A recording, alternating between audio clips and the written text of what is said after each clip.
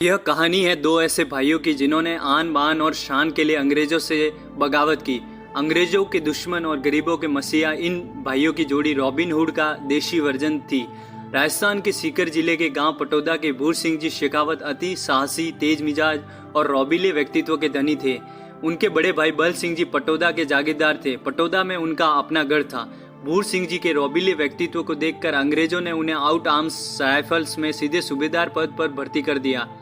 अचूक निशानेबाज और स्वाभिमानी भूर सिंह जी जल्द ही सभी भारतीय सिपाहियों के आदर्श बन गए। अंग्रेजों द्वारा भारतीय सिपाहियों के साथ किए जाने वाला दुर्व्यवहार भूर सिंह जी को बर्दाश्त नहीं होता था। इसी के चलते एक दिन उन्होंने अपने अंग्रेज अफसर की हत्या कर दी और वहां से फरार हो गए। घूमते घूमते भूर सिंह जी बल सिंह जी के किले में पहुंचे और उन्होंने सारी घटना की जानकारी बड़े भाई बल सिंह जी को दे दी। ठाकुर बल सिंह जी के पूर्वज डूंगर सिंह जी और जवाहर सिंह जी ने अंग्रेजों के खिलाफ सशस्त्र संघर्ष छेड़ा था, लेकिन जोधपुर के राजा ने उन्हें विश्वासघात से पकड़कर अंग्रेजों के हवाले कर दिया था।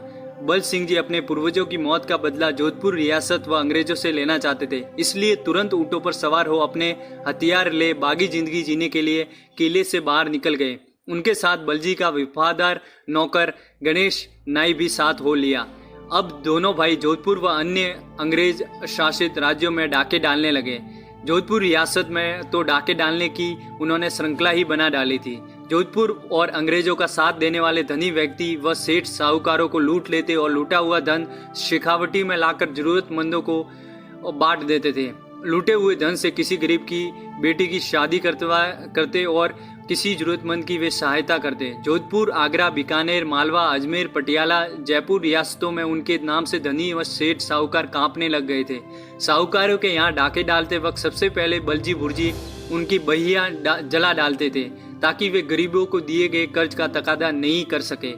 गरीब, जरूरतमंद व असहाय लोगों की मदद करने के चलते स्थानीय जनता ने उन्हें मान सम्मान दिया और बल सिंह जी भूर सिंह जी के स्थान पर लोग उन्हें बाबा बलजी भुर्जी कहने लगे। और यही कारण था कि पूरे राजस्थान की पुलिस उनके पीछे होने के बावजूद वे शेखावटी में खुलेआम एक स्थान से दूसरे स्थान पर घूमते रहते थे।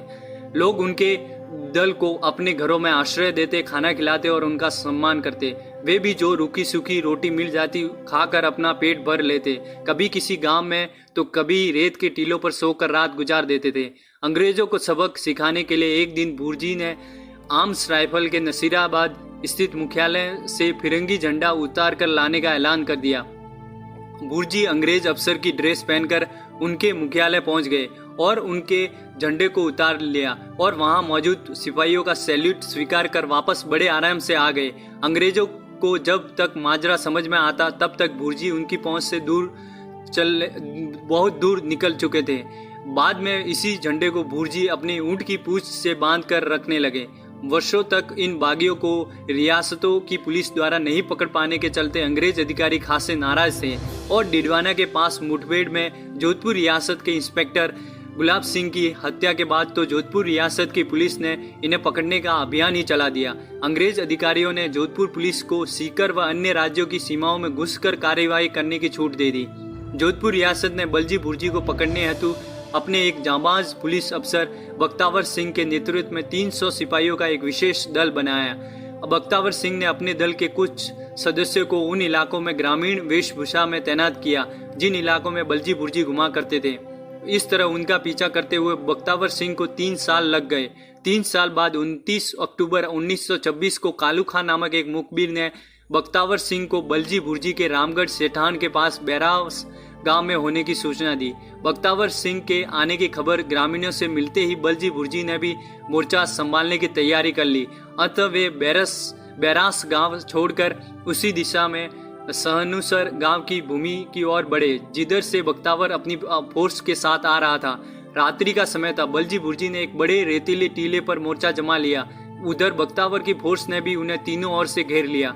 बलजी ने अपने सभी साथियों को जान बचाकर भाग जाने की छूट दे दी। सो उनके दल के सभी सदस्य भाग चुके थे। अब दोनों भाइयों के साथ सिर्फ उनका स्वामी भक्त नौकर गणेश ही शेष रह गया था। 30 अक्टूबर 1926 को सुबह 4 बजे आसपास के गांव वालों को गोलियों की आवाज़ सुनाई दी।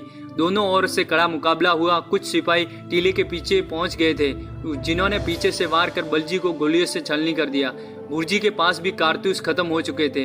तभी गणेश रेंगता हुआ बलजी की मृत देह के पास गया और उनके पास रखी बंदूक व कारतूस लेकर भुर्जी की ओर बढ़ने लगा। तभी उसकी भी गोली लग गई, पर मरते मरते उसने हथियार भुर्जी तक पहुंचा दिए। भुर्जी ने करीब 1.5 घंटे तक मुकाबला किया। बख्तावर सिंह की फोर्स से कई सिपाहियों को उन्होंने मौत के घाट उतार दिया और उन्हें कब गोली लगी और कब वह मृत्यु को प्राप्त हो गए किसी को पता ही नहीं चला। जब भुर्जी की ओर से गोलियां चलनी बंद हो गई तब भी बख्तावर सिंह को भरोसा नहीं था कि भुर्जी मारा गया है। कई घंटों तक उनकी देह के पास जाने की किसी की हिम्मत तक नहीं हुई। आखिर बख्तावर ने दूरबीन से देखकर भुर्जी के मरने की पुष्टि की। जब उनके शव के पास जाया गया, बलजी भुर्जी के मरने के बाद अंग्रेज उनके सिर काटना चाहते थे, लेकिन वहां के लोगों के विरोध के कारण वो ऐसा नहीं कर पाए और शव सौंपने पड़े। मृत्यु के बाद लोग बलजी भुर्जी को भूमिया जी लोक देवता मानकर उनकी पूजा करते हैं। जय हो बलजी भुर्जी की। जय हिंद, जय भारत।